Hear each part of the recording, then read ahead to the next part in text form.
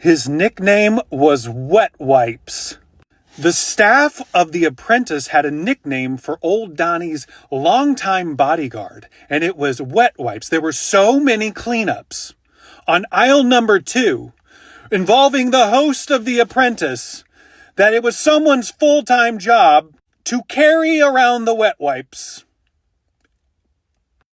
Comedian Noel Casler does a better job of explaining it. He used to work on The Apprentice.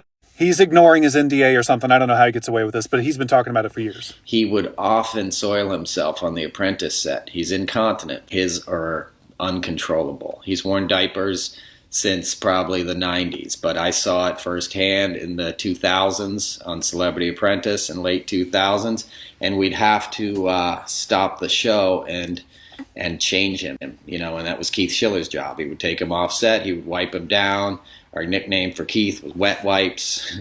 It's not a joke. It's happened several times. And yes, we are talking about the exact same Keith Schiller who raided Donald Trump's gastroenterologist, Harold Boyens, raided his office days after he took the presidency. That was their top priority.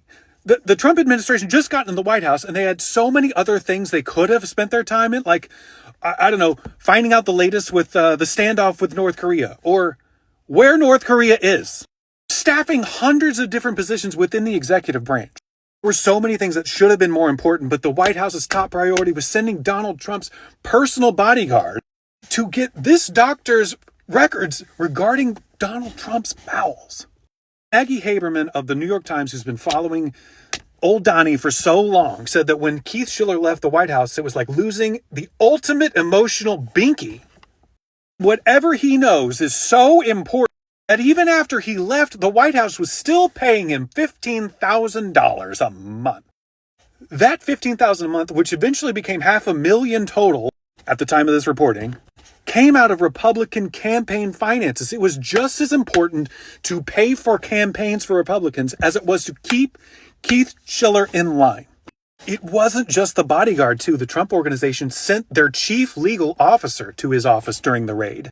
Here's more from Noel Casler. He'll do it in a rage. One time there was the word arbitrage on a cue card, and he started screaming that the script department was setting him up, and he just freaked out and then very loudly evacuated his bowels, and you could smell it, you know.